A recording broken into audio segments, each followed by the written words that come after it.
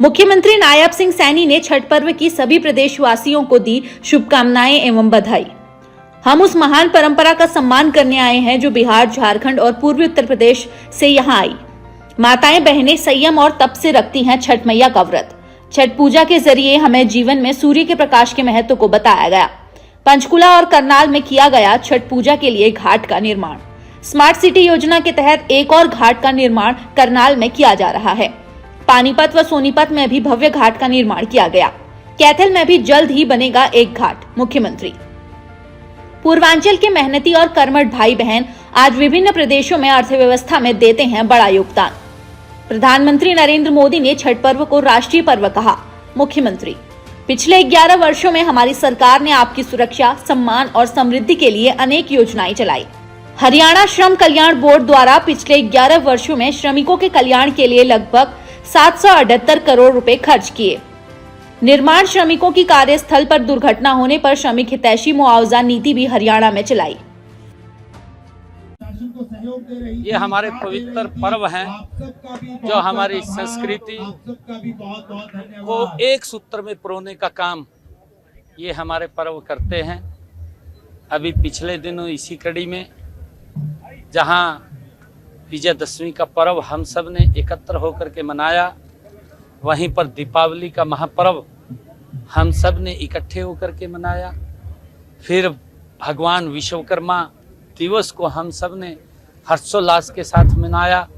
फिर भैया दूज का पर्व हम सब ने बनाया और आज छठ मैया का ये पर्व, क्योंकि हमारी संस्कृति का ये एक अनूठा उदाहरण है जहां हर व्यक्ति चढ़ते सूर्य की पूजा करता है, वहां पर हमारी संस्कृति में ढलते सूर्य की भी वो पूजा अर्चना करता है।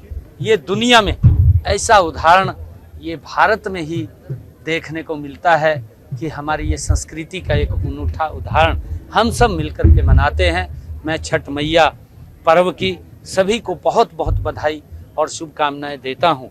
आज डॉक्टर मंगल सेन जी की भी जयंती है, जो हरियाणा प्रदेश के वो बहुत ही वरिष्ठ नेता जिन्होंने जनसंघ से लेकर के भारतीय जनता पार्टी तक मजबूत करने का काम उन्होंने किया है।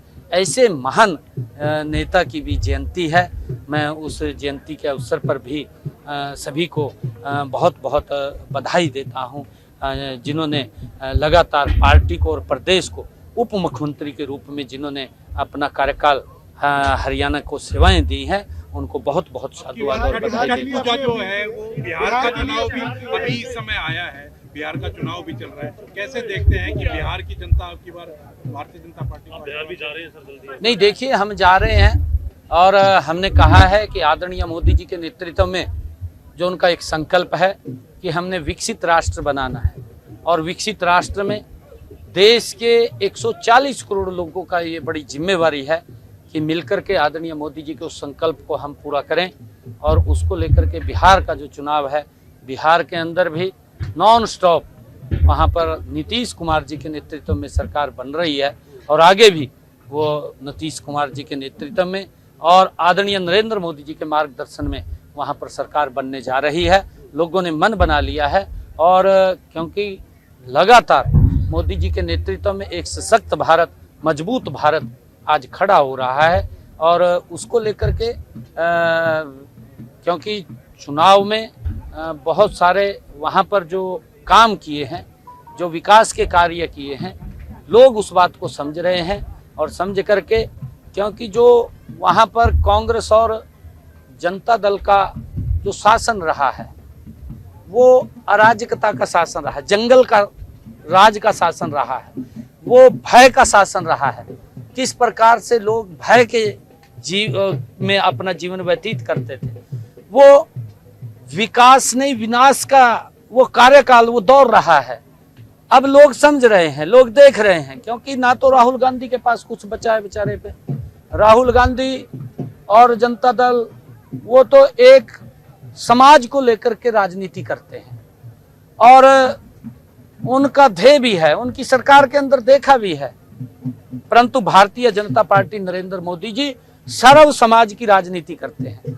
आदरणीय मोदी जी 140 करोड़ लोगों को ध्यान में रखते हुए वो योजना काम करते हैं।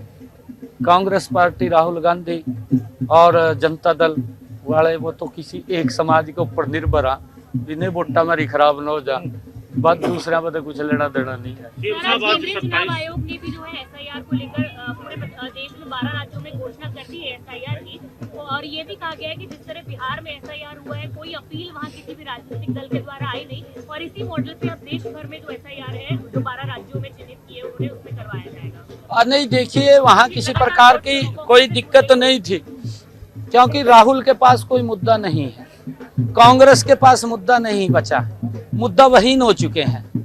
और जो इनके साथ इंडी गठबंधन के लोग लगे हुए हैं वो बेचारे पीछा गड्डी में बैठ जाए, ट्रॉली में, उसकी आगे ड्राइवर राहुल गांधी आ, और जब तक राहुल गांधी आ तो आप देख रहे हैं वो वहां पर सारा काम ठीक हो जा।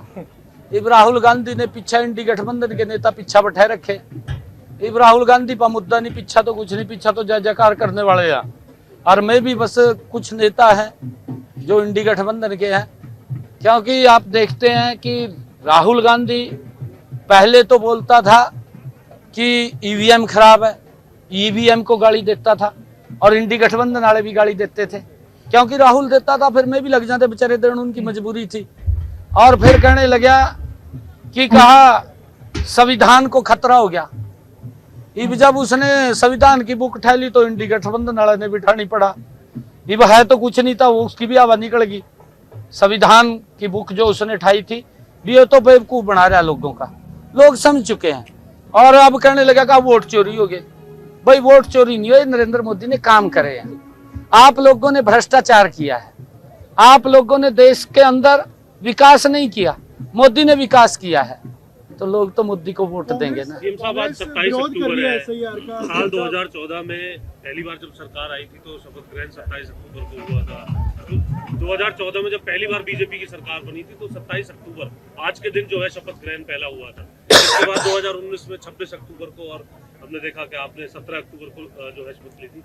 तीनों जो है कार्यकाल ट्रिपल इंजन की सरकार जिस तरीके से, क्योंकि निगम के अंदर भी सरकार है। अब आगे आगामी क्या कार्यक्रम रहेंगे, और प्रधानमंत्री का भी कोई कार्यक्रम जो है आगे प्रस्तावित है? नहीं रहेंगे ना, प्रधानमंत्री जी हरियाणा को बहुत स्नेह और प्यार करते हैं। बोल करके गए कि चौथी बार भी बीजेपी की सरकार बनेगी। बिल्कुल बनेगी, क्योंकि नरेंद्र मोदी जी के नेतृत्व में हम गति से काम कर रहे हैं। मोदी जी की जो नीतियां हैं गरीब को मजबूत करने वाली नीतियां हैं, कांग्रेस की नीतियां हैं गरीब को खोखला करने वाली नीतियां हैं। और तो सजबाग दिखाई दें, ऐका कहते हैं ये करांगे वो करांगे, खोदिया पहाड़ निकला चूहा है कुछ नहीं। उनके प्रदेश अध्यक्ष पर सर चार्जशीट होगी है कांग्रेस के, उसको क्या कहेंगे सर? आप जो राव नरेंद्र है उसको लेकर के भी जिस तरीके से, भाई राहुल गांधी तो ऐसे आदमियों को प्रमोट करता है। ये आपको पता है, पीछा जब चुनाव के समय में उनका प्रत्याशी कह रहा था मैं पहला घर भरूंगा, और राहुल के कान में बात गई, राहुल के कान में गई तो सबसे पहला वहां जाकर बैठेगा, कहा यहाँ ये आदमी बहुत अच्छा है, यहाँ से प्रचार शुरू करे। हरी बिजा फिर वो प्रदेश का अध्यक्ष बना दिया, भी मास्टर है। गुरु तेग बहादुर जी के शहीदी दिवस पर कार्यक्रम हो रहे हैं, कैसे देखते हैं? 50 लोगों को भी डिपोर्ट किया गया है यूएस से, तो ये रुक नहीं रहा है, और एजेंट्स पर नहीं, देखिए मैं अपने प्रदेश के युवाओं से आग्रह करना चाहूँगा कि गलत रास्ता अख्तियार न करें। हमने विदेश सहयोग भी बना रखा है, ठीक सिस्टम से हमें बाहर अगर जाना है, ठीक सिस्टम से जाना चाहिए। कानून भी सरकार लेके आई है इसके। हम इसके ऊपर कानून भी लेकर के आई है, जो इस प्रकार से गलत तरीके से जो भेजने का भी काम करते हैं, जो प्रलोभन देते हैं, हमने उसके लिए एक्ट भी बनाया है ताकि उनको सजा का प्रावधान भी उसके अंदर किया है, ताकि हमारा युवा गलत रास्ते से ना जाए। Thank you.